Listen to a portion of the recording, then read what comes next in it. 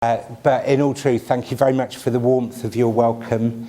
I'm sure all of you will be aware that visits like mine this week, I've got a whole programme of visits and meetings. I'm meeting some of you separately as well as collectively this morning. An awful lot of hard work to set up, and so thank you very much to SAICA for doing that as well. You are a valued partner for us here in South Africa. I know that I might be relatively new, but over all the years of IIRC, I know the importance that SAICA has played for us, so thank you very much for that. Please carry on. You're all aware of the important role of the Integrated Reporting Committee of South Africa that was set up. We're doing the annual meeting of that committee on Thursday, and I'll be there as well. I hope many of you will also be at that meeting.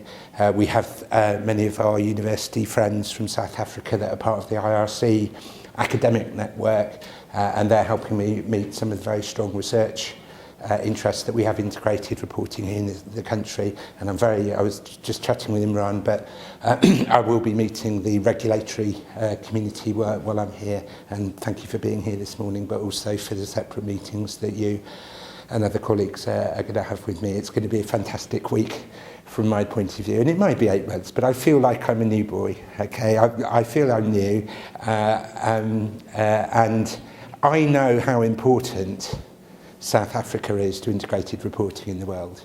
I know, because I've been involved from the start, I know that. I don't need to be convinced about that. But what I want to use this week to do is to really learn about the progress as it is today, because I think there's some very important learning points here, but also then to talk about that contribution in the next period, not just in the past. And I hope I will share some thoughts and views and experiences this morning, as I've been asked to do, but I'm very, very interested in the question and answer session, and I want to hear from you as well, your thoughts and ideas, and we've deliberately kept a whole hour at the end, so for those that can stay, I'm going to hang around and we can have bilateral chats as well, because I want to learn through our interaction this morning, as well as I hope give a little to it. Now, Loshni gave me a very good shopping list of issues that to cover. I'm being a bit cheeky here, but she won't mind. What's the IRC's strategy? What are the global developments? What are some of the focus areas? What has changed now that you have a new CEO? What is the progress of alignment with other frameworks? What is the latest thinking on assurance of integrated reports? What is the importance of the IRC's implementation feedback exercise? Make some comments about the whole debates about ethics in relation to integrated reporting. That's quite a lot in a short amount of time. But actually it's a good shopping list, isn't it? It's a really good shopping list. So rather than give you a whole long lecture with lots and lots of detail on every one of those points, or even on any one of those points, what I'm going to try and do in a more conversational style is to address each of those questions, to open up a debate and thoughts, and then to listen to what comes back at me. But I do think it's quite a good agenda for our discussion here together. At the very end, I'd like to, Linda, you know that when I was at the IFAC Chief Executives meeting, I talked a bit about what I called the 7-point plan for national accountancy federations and for IFAC itself, so I thought I would share that today as well. And I will just give a few questions thrown back out there to you about South Africa, because that will be an important part of my learning. So we'll do that. I'll try and speak for about half an hour or so, no longer, if possible. I was set up to 45 minutes, but I think that's too long for an introductory talk. So I'll try and speak for up to about 30 minutes or so, and then let's see where we go. Now, on the first issue of strategy and global developments, the formal position that we're in is that the framework was published internationally in 2013, 2 years after you, I do know. And in the period since, we've been running what we call the breakthrough phase for integrated reporting. So we're still looking for early adoption in terms of both corporates and whole economies and the whole corporate reporting systems. That's where we are. We're still seeking to be noticed, to be to see take-up beginning, for awareness to be raised. It's not that we're not ambitious about that, but we recognise that if we're trying to change an entire global practice, then it is step by step. The 3 years up to the framework being agreed were important, the piloting of that, getting it right. You know, we're pretty proud of the technical excellence of the framework, and that's the important part of what we have to offer. But now it's very much growing it in the world. But we're now getting towards the next stage, where at some point, possibly next year, we'll go from what we've called the breakthrough phase to what we will call, or expect to call, the global adoption phase. And that's where we feel that we have broken through, and that the next step is a real shift towards this being adopted in terms of whole systems worldwide. That will, of course, take some years again. We completely appreciate that. But that's in our thinking in terms of where we go in terms of the strategy. If I can link that to global progress, it is a privilege to be the Chief Executive for IIRC because it is such a global organisation, and it's a global movement. It's not an organisation, it's a movement. And when you look at the progress across the world, it really is phenomenal, and I'm deeply proud of that. South Africa is a special case. It's the only case in the world where we can call integrated reporting mandatory, but that makes it a very special case to learn from, and I'll come back and say a few words about that at the end. But if we look into the other continents of the world, in numerical terms, Japan actually is the winner in terms of the number of companies doing integrated reports. It's been a huge part of the modernisation approach within Japan. There's some thought there that many of the reports are combined reports rather than genuinely integrated reports, but then perhaps that's the next step, and I want to spend more time studying that. If you look across the whole of Asia, probably Asia is the leading continent of the world as far as integrated reporting is concerned. So we have huge hotspots in Singapore and Malaysia, in the corporate governance codes of both and of the Philippines. In Malaysia, for example, our visit there was hosted by the securities regulator, which is fully behind integrated reporting, and last year 30 major companies came out together to pledge to adopt integrated reporting. Similar developments within Hong Kong. In terms of mainland China, we had a huge breakthrough moment last year when the Chinese Ministry of Finance adopted integrated reporting and put it in its 5-year plan. And so that's going to see a major growth of integrated reporting across China in the years to come. And then moving into South Asia, we have a hotspot in Sri Lanka. There are only 290 listed companies there, 40 of them plus actually already do integrated reporting. But in India itself, one of the first things that I was proud to be involved with was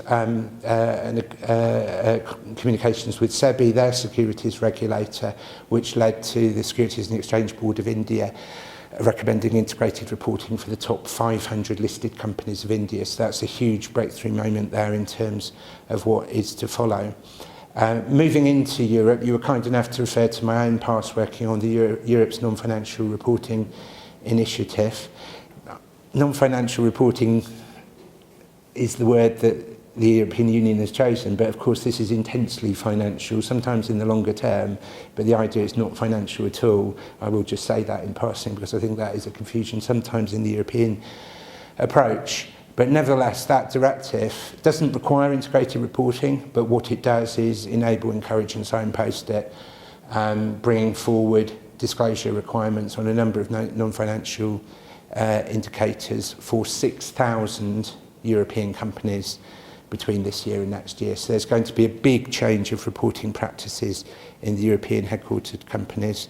And many of you have links directly with practice in the United Kingdom, where the UK has had the strategic report since the mid part of the last decade, and the Financial Reporting Council, your equivalent in the UK, has said that the strategic report is consistent with integrated reporting. We've done some mapping on that, and in fact together with them we're doing some more mapping to show that in essence it's the UK implementation of the whole concept of integrated reporting, and in that way it's pretty far advanced in the UK economy. Look, moving over into the Americas, I'll come back to say a word about the US, But in terms of the Americas as a whole, a huge hotspot in Brazil, where we have an integrated reporting commission of some 500 individuals and 120 different integrated reporting companies and other organisations.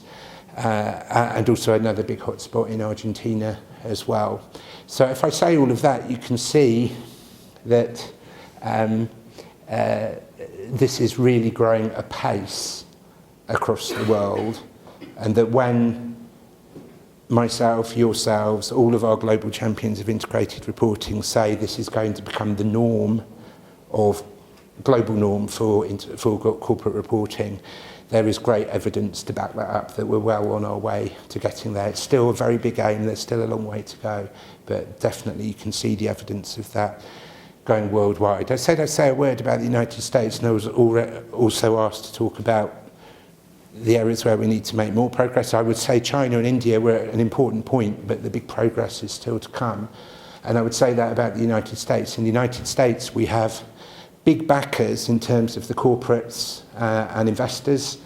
So we have our champions there that are big enthusiasts for the idea of integrated reporting. When General Electric came out as a company to produce its own integrated report, that sent a very big signal to the American market of a huge US corporate that was going down this road, similarly with PepsiCo, similarly with Southwest Airlines and others. BlackRock, the world's biggest investor, when Larry Fink wrote his annual letter 2 years ago that the whole world noticed was an endorsement of integrated reporting. Of course, that sent a huge signal to the US market. And so since I've come into the scene, I've appointed a very senior person, the former financial controller of Microsoft, to be our program lead in the United States, and I expect us to make big progress there in the months and years to follow. We also have a very, very interesting technology initiative, and within that a Silicon Valley initiative where we're getting together with Microsoft, with Apple, with Google, the big tech names, but not just the American ones, others like SAP and others internationally, in order to both get those companies to come closer to integrated reporting, but also for the next generation of the technology of corporate reporting to be developed in a way which is an application of integrated reporting. And I think that's a very clever strategy. It's what the companies want to work with us to do, and I think we'll see the fruits of that in terms of the next period. So that's a bit about strategy, a bit about global development, but also what is to come, also what's as well as where we are today. Other areas of focus that we have at the moment, well, the international business network of IIRC is very important to us. It's where we have a direct relationship for those more global and globally facing companies that want to be advocates of integrated reporting at the global level and want to learn with their peers to advance their integrated reporting at one and the same time. We've got about 200 involved in that. We're developing specialist networks within that of companies in a sectoral way. We've got a new network for financial institutions, the technology initiative that I just referred to, and we haven't launched it yet, but we're going to have a specialist network specifically on the issue of integrated thinking and strategy. Now, that's not going to be right for all the companies because it's the global network, but I definitely want some South African companies to be involved in those initiatives, and that's a very strong message that I share with you today. I was going to say we've just done the global feedback exercise on the framework, but it would be true to say SAICA has just helped us do the global feedback exercise on the framework. It is important after 3-4 years now since the framework was published that we go through a formal exercise where we look at implementation from practitioners and your practitioners and get formal feedback about what we should do in relation to improving the feedback. We're at that moment. You had, I think, was it 6 meetings you told me in South Africa? That, I think, is the world record for the number of different meetings there. So you're the world record holder in terms of that. But some really interesting data has come out of that, which I was just talking with Lindy about having and Lushni about having some feedback about the feedback here in South Africa in September. So I hope that you will do that as well. I can't say too much today about the outcome of that exercise, not because it's a huge secret and I'm holding back some huge secret, but we're doing what you should do in these exercises, which is to really look at the results and really look and study the findings and go in with an absolute open mind and then form conclusions on the data that has been presented to us. So we're in the middle of that process at the moment, and a very exciting one it is as well. We are working hard. You referred about our and my work in relation to the B20, but we're working hard in terms of the global dialogue. And there's a big push at the moment around the Sustainable Development Goals of the UN. So we're doing some work ourselves with partners in relation to the business contribution to the Sustainable Development Goals. But we also need to make sure that is aligned with what's happening in the UN at the international stage, and so we're working directly with the UN Global Compact on that, and as you referred to, with UNCTAD. We're working hard on the corporate reporting dialogue. I would like it to be better known, more visible and more awareness. I'm very, very aware that there is a perception in the market, not always true, by the way, in my view, but there is a perception in the market that there are too many different frameworks around, and that's all very confusing, and that's an impediment to companies being able to implement integrated reporting. And so now, for nearly 2 years, we at IIRC have been the convener of the Global Reporting Dialogue, where we've got together the 4 major sustainability standard setters in the world, GRI, SASB, CDP and CDSB, but with the 2 major financial standard setters in the world, the IIRC and FASB from the United States, with the explicit understanding that integrated reporting is the umbrella, with the explicit commitment that these frameworks are going to align and become more coherent over time. And I think that's an important message that we need to give back to the market, to give confidence to corporates in order to go down this route. And so I want that work of alignment to be better known at the international level. You can help in that here in South Africa. In our work programme this year, we've already agreed to do some joint work about how the SDGs are a common foundation for all of the frameworks. We've already agreed to do some common work around how the reporting leads to behavioural change. This isn't just about reporting for reporting's sake. It is then about changing real things for businesses and in the economy, and we're going to do some do some more evidence base in relation to that.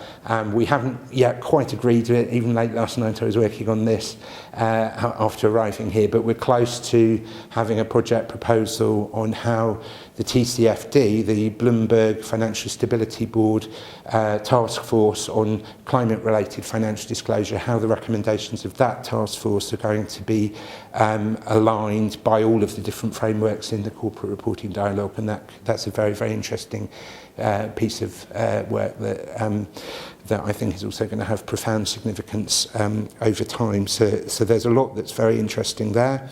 We're also, I'm pleased, rolling out a global training offer. We now have a number of, I think, 12 global organisations or organisations that are offering training globally that are licensed to us based on a syllabus that we've, or a curriculum that we've, or a module, I think perhaps I should say, that we've agreed. I hope that can be offered with partners here in South Africa.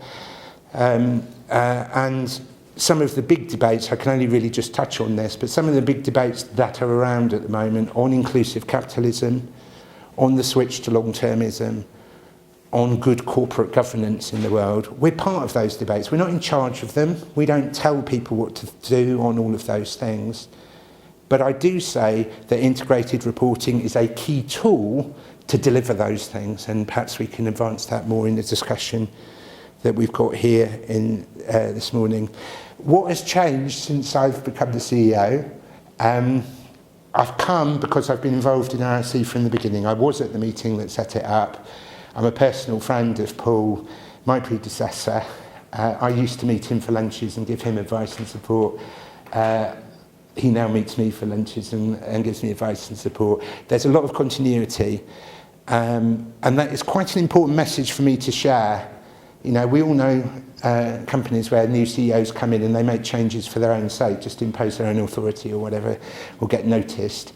I don't need to do that. I'm part of the family, I'm part of the coalition. I believe in what IIRC has achieved. I definitely want to grow it to the next stage, but I'm going to be true to the legacy that Paul and the whole coalition for integrated reporting has left. So I want to say that very, very clearly. I was surprised when he said he was retiring, but it is a phenomenally intensive job involving this intensive travelling, and I think after 5-6 years he just felt he wanted to carry on being an advocate but not in that role, and I do understand that. And I wasn't looking for a job, I have to say, but this is too special, this is too important. I want this to succeed. I believe it has to succeed, and I believe the implications of it succeeding are so big that I wanted to take it on, and that's why I've ended up where I am. I do think that we are approaching a new phase, and we can talk about what we call it and what the timescales are and so on, and the strategy behind that. But we're approaching something where there is a greater awareness, a greater maturity, and I think that is a moment of opportunity for us that my arrival on the scene in this role can exploit. I do think the fact that I've come from a government background now into a business background, and I do think the fact that I have trodden the corridors in the UN, in the OECD, in the G20 and in some of the international summits, I do think that can be to the advantage of growing the concept of integrated reporting. I'm very comfortable with that. It doesn't mean we're changing the strategy. It's still a market-led approach internationally, and one where we seek regulatory endorsement rather than regulation. But I think the fact that we don't want to make this just a new extra form of reporting, but a change to today's existing company and financial reporting. It's very, very important that we engage with the regulatory community, and I think I've got something to offer in relation to that. And because I was based in Brussels for 20 years, working with 28 countries and 24 languages, I am absolutely determined that we will be relentlessly international.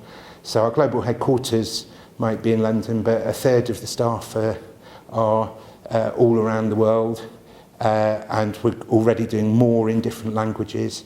And that makes my partnership with you and with our South African friends here even more important, because I really hold to myself the importance of the global and international approach. And I think also because I'm not an accountant, I don't claim to be an accountant, although I see the importance of this for the accountancy community and profession and its future, I promise you that. But I do think there is an element of integrated reporting where the people who are the practitioners are already convinced, want to advance that practice, but speak in a language which is quite a long way from the next group of people in that ring outside, that we want to develop awareness and understanding to become the next set of practitioners. And one of the things that I hope I am doing and will do is to try to communicate the message about integrated reporting to different audiences in different ways to grow integrated reporting in the world, whilst remaining true to the concepts and values and principles, not changing the underlying meaning, but perhaps communicating in a way which is more inclusive. You can tell me after this meeting whether I'm succeeding at all in that aim, but that's certainly something that I'm trying to bring. On the alignment, I think I've commented enough in relation to the corporate reporting dialogue. I've been asked to comment on the whole issue of assurance. That could be a whole meeting in itself, couldn't it? And I'm aware I'm meeting the audit regulator. So just in terms of the opening of what I might say on this, I'll just say this. And some really good work was done, including here, about the role of assurance of integrated reporting, which essentially asked a lot of questions, but you're familiar with that work. My message to you this morning about that is that there are things changing that we need to notice in terms of how we answer that question. One is the IIRC itself has done a consultation. We've had advance notices of some of the results of that consultation. Again, it's not for me to speak on their behalf and share what the outcome is, but I expect us to be active with partners in the IIRC about that, and that's one of the things that we'll talk about. The growth of sustainability practices in many of the accountancy companies is obvious, and a few years ago people said the methodology just wasn't there, the skills and the capacity just wasn't there. That has changed. Whether it's 100% change we can have a debate about, but there's been a lot of learning by doing and a lot of developing that capacity and those skills, and I think we shouldn't ignore that as we deal with this. I spend a lot of my time, as you say, Lindy, talking to corporates, and if one was really cynical about this question, then you would think that the perception would be that it's the accountancy profession that wants this to be audited, and the companies who are worried about the costs who want to resist that. But it's a much more nuanced view when you talk to corporates. When I hear from corporates about that, I very often, and this is only anecdotal evidence, it's not research evidence, but I very often hear from corporates that they're putting quite a lot of time and effort and commitment into this integrated reporting, and they quite want the assurance in order to be able to demonstrate that. And so the idea that corporates are just resisting assurance, I think that's changing as well. There are the whole issues about the future of the profession in the digital era. Again, that could be a whole meeting on its own, so I'm not going to do it. But auditing is going to change. The role of the accountant is going to change. I argue that's going to make integrated reporting more important, not less important, and the skills of the accountant to work on strategy and to the whole role of the management accountant, the whole role of the internal auditor will be advanced, not diminished by some of those changes. Again, I'm happy to talk about that both formally and informally. As in fact the research that you did in South Africa showed, although the cost at the moment is a certain level, we have to look at the benefits against the cost, not forgetting that. We also need to recognise that as more auditing takes place of integrated reports, the cost will come down in relative terms just through normal market forces operating. So that's changing as well. And of course, more companies are doing more integrated reporting, so that's changing that whole question. So I haven't come along with a set of conclusions about assurance and integrated reporting, but I do share with you my perception and IIRC's perception that the questions are slightly changing because of those developments. I've said as much as I think I should do at the beginning about the framework exercise.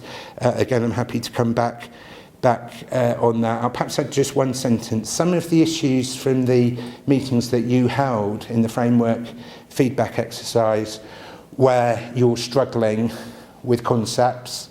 For example, we were talking beforehand about the genuine integration, the connectivity, the trade-off between the capitals. It's not just in South Africa where we are getting that feedback, and I'm not just saying that about the feedback exercise, I hear that as well. I don't regard that as a bad thing, I regard it as a challenge in the next phase, so let's have an honest conversation about that. But for me and for IIRC, integration must mean integration.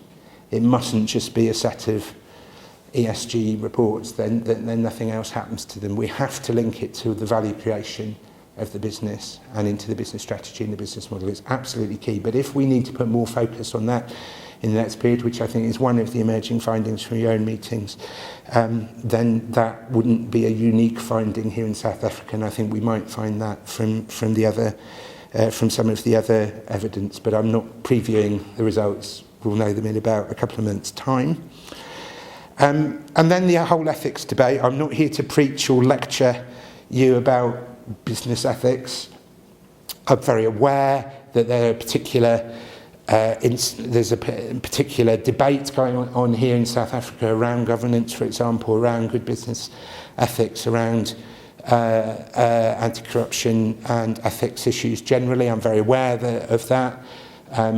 I view integrated reporting in relation to that debate like I do in relation to the other big debates in the world that I mentioned earlier, inclusive capitalism, long-termism, that we're not in charge of that debate. We're not saying what should and shouldn't happen, but we are a tool to deliver in response to that debate. That's where I would position the contribution of integrated reporting. However, when I read some of the stuff about ethics, and corporate reporting, sometimes I see a bit of laziness creeping in, where there's a sort of assumption in the literature that if you report on ESG, to be cautious about that. And the analogy that I share with you in relation to that is the whole issue about CSR and philanthropy. And so for years and years, companies did good philanthropic things, noble and good things that I've never decried in 20 years working in this space. And we're all proud to have a philanthropic instinct. We're all proud that companies and organisations in which we're involved with have responsible activities that help society, that help communities. We're proud of those things. But it's different from running the business and how you run the business in a way that maximises the benefits and minimises any negative impacts in relation to the business. And that's why the whole debate around CSR changed away from philanthropy being an add-on after the business was done to how you actually ran the business in a way that impacted upon society. And I say the same in relation to ethics. It's how you run the business in relation to ethics. Many people, and I share this, say from the top down, there's a real role for leadership in this and for governance. And I think the governance aspects of integrated reporting are really important to this. And when things go wrong in a company, right, why do they go wrong? They often go wrong because something is hidden away somewhere that other people didn't know about. And then people say, hold up their hands and they say, well, we didn't know about that. Right? Integrated reporting is about connecting up all the different bits of the company and having that holistic view and things not being hidden away, not just in terms of the external reporting, but in terms of the management, in terms of the senior management and in terms of the board. And for board members who are worried about the whole ethics debate, whether it's here or anywhere else in the world, and by the way, the fight against corruption is an issue in lots of places, not just in South Africa. It's the natural thing that the board will want to do to fulfil their own responsibilities and their own vision is to know what's going on and to therefore be able to take responsibility for what's going on. And integrated reporting has a real role in order to do that. And if you look at the CPA journal, one of the professional journals that's published in its, I think, current edition, there's a whole article about how reporting which isn't integrated reporting can always be accused of being greenwash, just superficial, just advertising, just public relations, but showing how integrated reporting, with its commitment to reliability, with its commitment to completeness, you know, concepts which are very well understood to this audience, has an integrity about it which can really serve the company and the company's drives in order to be considered to be an ethical organisation. So integrity equals integrated reporting would be my very simple message to you in relation to all of that. Perhaps we can come back to some of that in the discussion. So two final things I said I'd cover, Lindy. The first one was what I said at IFAC. So I know you've heard this, but other colleagues won't have done. I think this year the biggest development by IFAC wasn't the G20 report, although it was fantastic and really seized a lot of visibility, by the way. It was fantastic. But it was in February of this year when IFAC came out with its position paper on integrated reporting.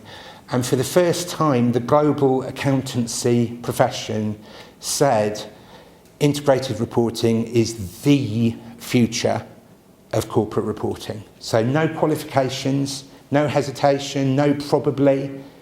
This was the time that the global accountancy profession said this is it. And I thought that was the most important moment in terms of IFAC's contribution to that. And I came and talked with the IFAC chief executives. And my message to you and to all of them is, okay, that's the position. What can you now do extra to advance it? And I shared some ideas about that, clearly communicating it. Don't just say it in a position paper and then no one knows about it. So South Africa, all the countries and the national federations in the world, put your own position paper that says that in whatever form that you choose to communicate it, so that you say that to your own individual markets. Help the companies, help your members to open more doors to integrated reporting. I think there is a bit of an element that the profession understands the importance of integrated reporting, but because of the client relationship is sometimes cautious about educating, pressing, advocating at the individual company level. I think that may be less true in South Africa than in some of the countries I'd be the first to acknowledge, but it is important that your members and the members internationally follow through the logic of the position paper in your direct contacts with companies. I do think that we need more country strategies, and I think that's an important outcome that I want to see from my week here in South Africa, working with you, working with Integrated Reporting Committee and others, that I want us, IIRC is a global body, we're not claiming to be able to drive integrated reporting even in our priority markets. It's our coalition that does that, it's our partners that do that.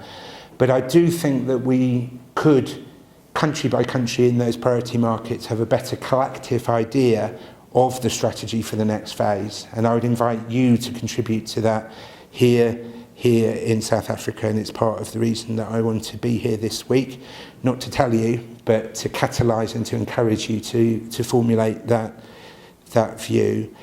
I'm going to be meeting your regulatory community this week, but you meet them all the time. That's one of the natures of SAICA, is to be having that conversation. So have that conversation regularly with your regulators, make it part of your submissions, make it part of the meetings that you have. That's an important role that you can play. Do some active cooperation with us. You know, we've had, for example, a secondment from one of the companies here in South Africa that was really important to us. That came to an end. I'd really like at least one of the companies locally here to come forward with another secondment that can be part of buttressing our global team. A third, again, of the STAR is a small organisation of 28, but a third of them are secondees. So if we can get a new secondee, I would very much appeal for that. But it isn't just secondments, it's also joint working, and we've done joint work with SAICA over the years on research projects and others, where it's done by you locally, not by us, but very much is a joint project that's part of the global strategy. And I am interested both with you as SAICA and with individual companies in the room where there may be research or practice type projects that we could develop together. And I think SAICA does produce your own integrated report, don't you? But not every national federation does, so that when I talked with IFAC, I shared with them a challenge that every national federation should, but you do that already, so congratulations about that. And just integrate this. This is integrated reporting, folks. Integrate this in other things you do. Don't say, oh, we're for integrated reporting over here, we'll just put it in a sentence there and then forget about it. Think about this in relation to everything that you do. That's about integrated thinking, and we say to companies, practice integrated thinking. We have to make sure that we do it ourselves. And very finally, the South African scene. I'm very humble about this. You're the experts on your country, and I'm here to learn, and this is my very first meeting at the start of the week, or my very first visit. But I definitely know already that integrated reporting has reached a maturity here, which is, of course, exceptional in the world. And I think the world can learn from that. I think you can learn from it, of course, and are doing so. But I think the world can learn from that. And I want to make sure that we are doing that. Just the number of reports and the length of implementation gives us, in just very narrow terms, it's just a very interesting data set that doesn't exist elsewhere in the world. So I do think in terms of understanding the progress of integrated reporting, there's an important aspect there. I am excited by the King 4 code and its implications. I know that's a big issue for you here. You know, I wouldn't be in IIRC if it wasn't for Mervyn King.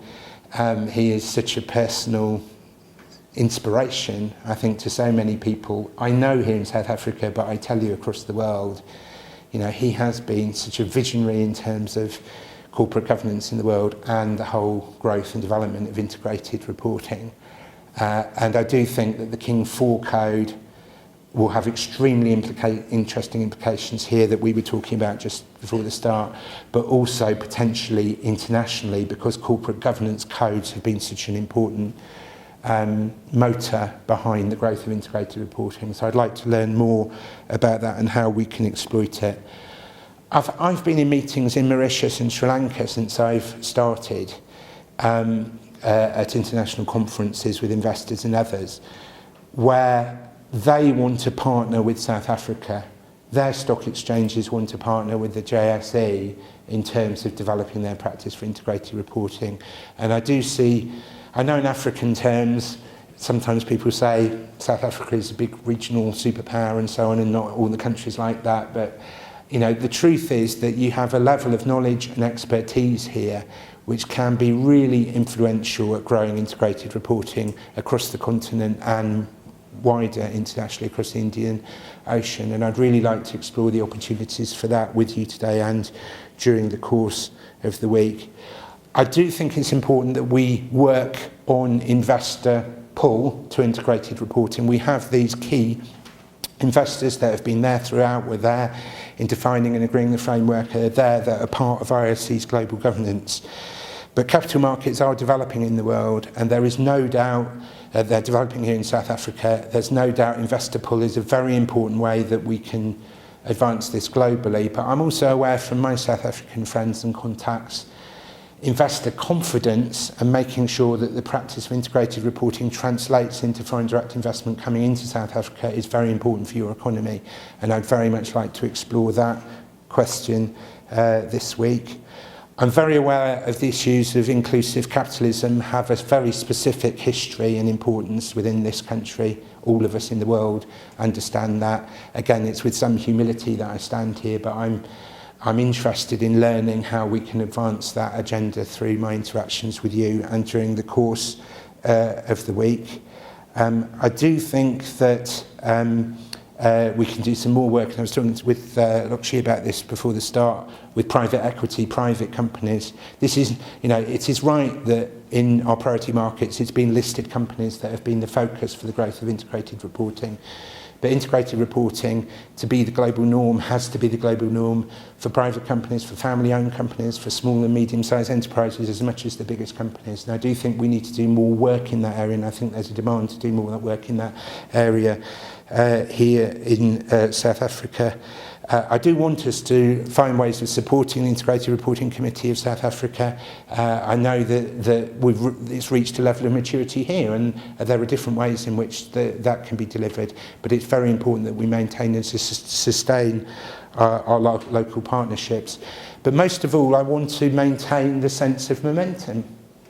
This isn't growing because it has to, it's growing because it's just a damn good idea that is about value creation for businesses and for investors. That's why it's growing. And it will only grow if there is a feeling of momentum behind it. And what you've done in South Africa is to give it that momentum through this kickstart from 2011 onwards. I think you're reaching your own challenges now because it's reaching a maturity. Is there the same energy? Is there the same impetus here? I think that is a challenge for you in South Africa that we can learn from. But by working together, I'm sure that we can ensure that that momentum exists here, and that we can use the experience, the energy, the knowledge, the activity that's taking place here to maintain, sustain and build that momentum in the whole of the rest of the world. That is my best way of answering the 9 questions you gave me. I now await all your questions. Thank you very much.